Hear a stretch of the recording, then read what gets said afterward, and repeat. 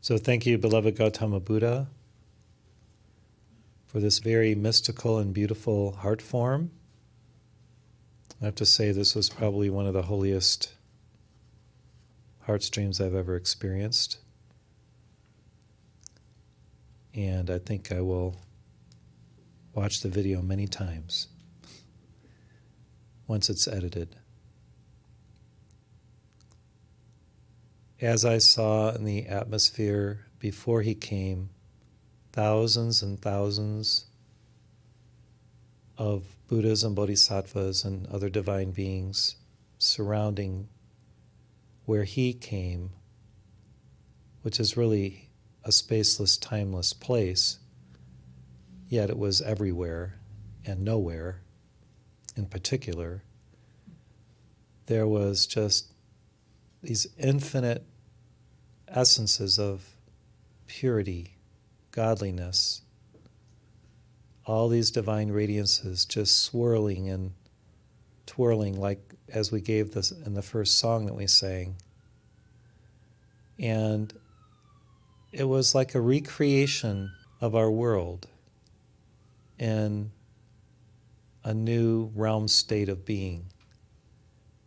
And what I sensed from Gautama was there's nothing to fret about with what's going on the earth, because God is in charge, the divine worlds exist in a higher vibration, and no matter what is going on outwardly, don't dwell there.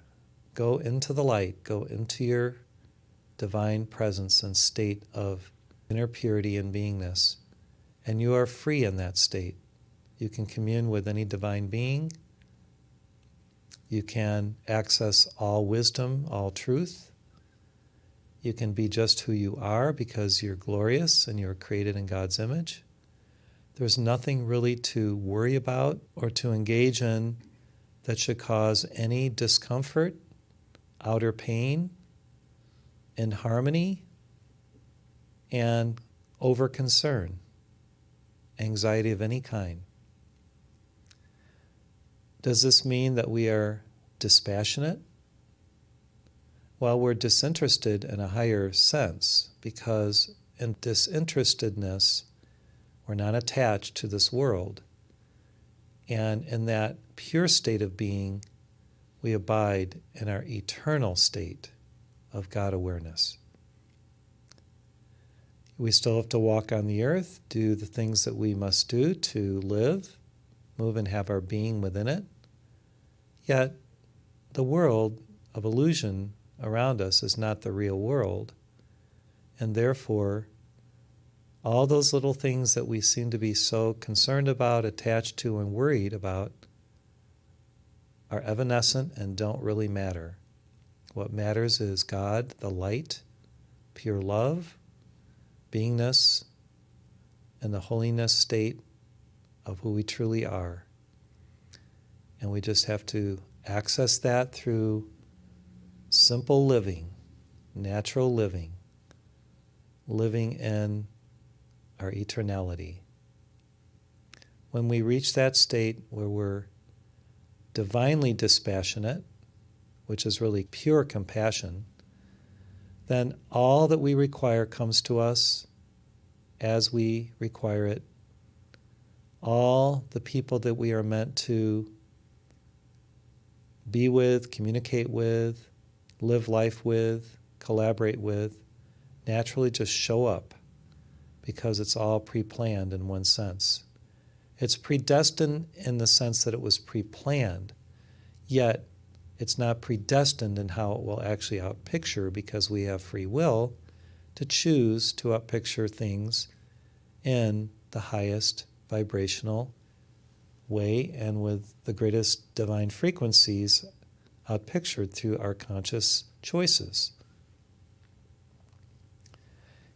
Everything is divinely orchestrated harmoniously if we choose to associate with the great orchestra of light, the symphony of divine joy that exists in the heaven world. It's our choice of associating with it, merging with it, collaborating and cooperating with it, that then brings about all the mystical, magical miracles that can happen in our life because we place ourselves there by our choice to live in that reality. So all the wonderful things that have happened to you in your life have been precipitated because you were in tune with or aligned with something naturally, gracefully, beautifully of God. You aligned yourself with truth. You aligned yourself with love. You aligned yourself with holiness, with humility, with compassion, which is very passionate too. And God just lets everything flow to the highest benefit. Even when you went through trying times, diseases, accidents, whatever, it was all for the outpicturing of your dharma, the balancing of your karma, the outplaying of your life as you planned it with your higher mentors, divine beings, so that you could master things, let go of things, embrace the higher things, which are not really things but essences, and just be natural. So that's the new key for the new age, the key of be natural. That's the new melodic key for the new age of Aquarius.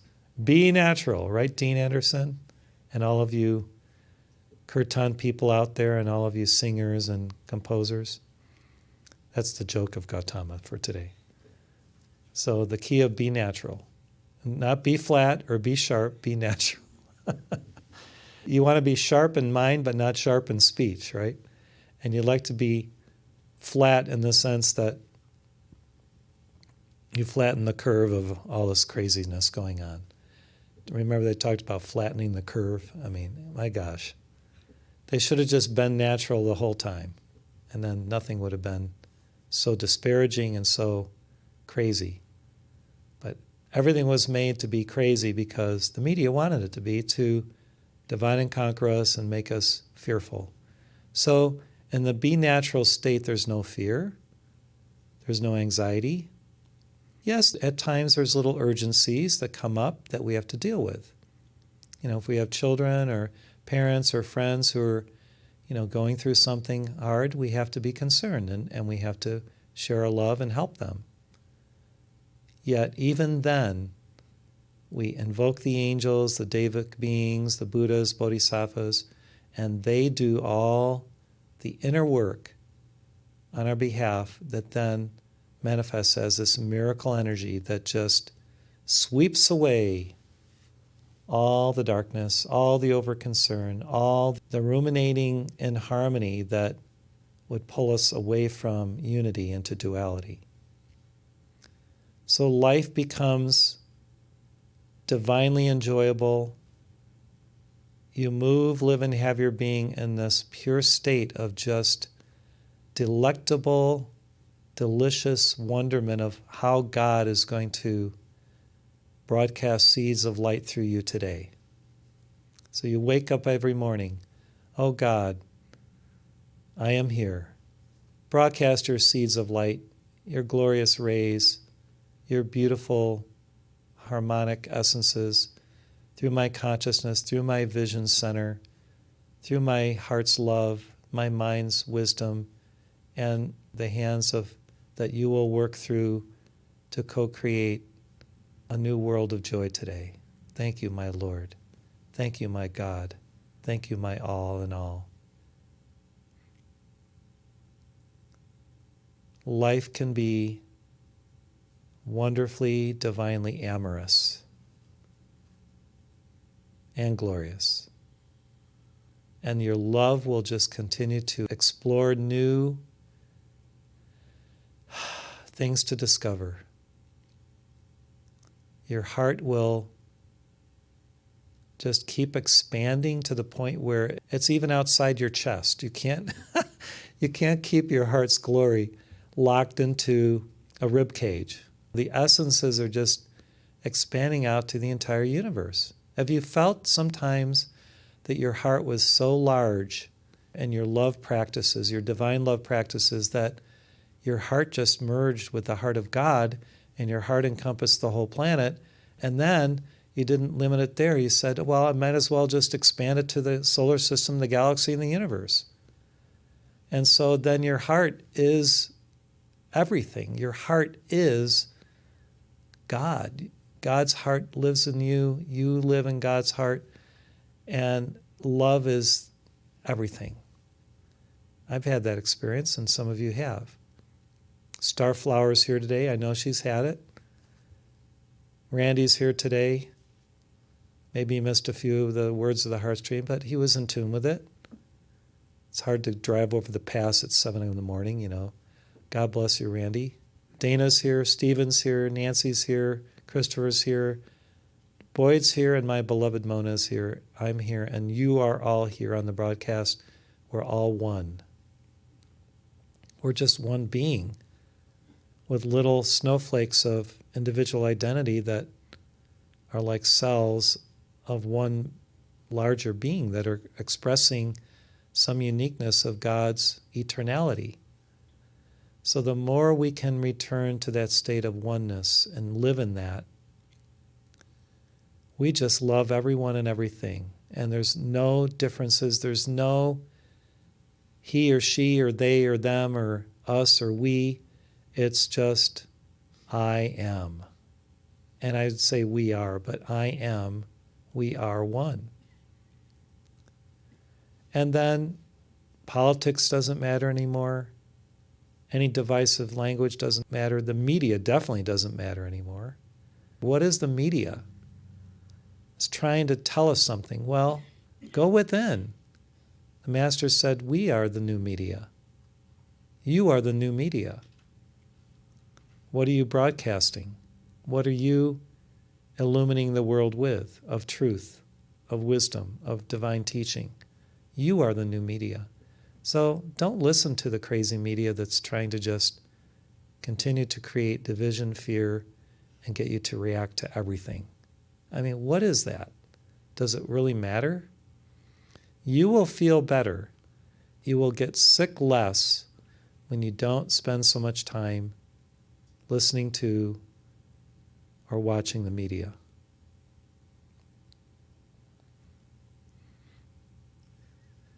God bless us all.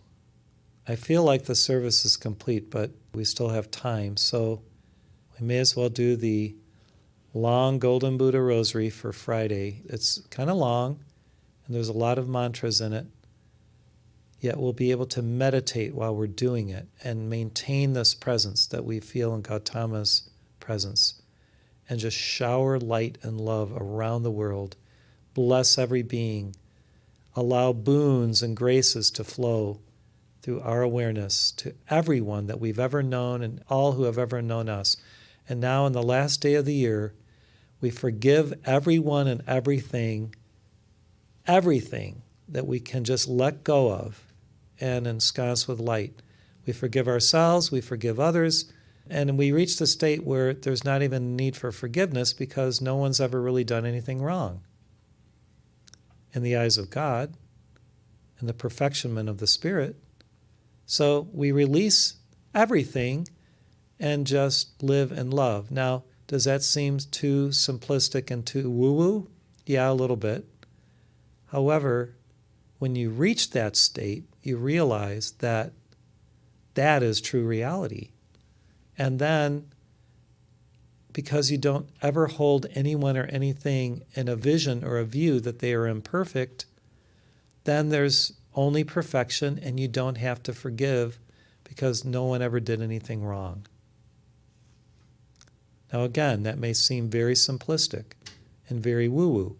However, I can assure you, if you know the inner reality of it and you feel it, you grok it from your experience of oneness with God, then you can live in a non-woo-woo state that's divinely amazing. And you're still practical in the way you live your life. It's not that you're impractical, yet you live above the miasma. You're living above it. And then eventually there's no miasma. There's no illusion anymore either. That's the state that the masters live in. There's no illusion in their life anymore. There's no Maya. There's no unreality. They live in light. So that's where we desire to be always, in a desireless state, right? In a non-attached state. So let's do this rosary, and whatever works for you in terms of how you meditate, how you do your spiritual work, just let it rip and go for it. So here we go.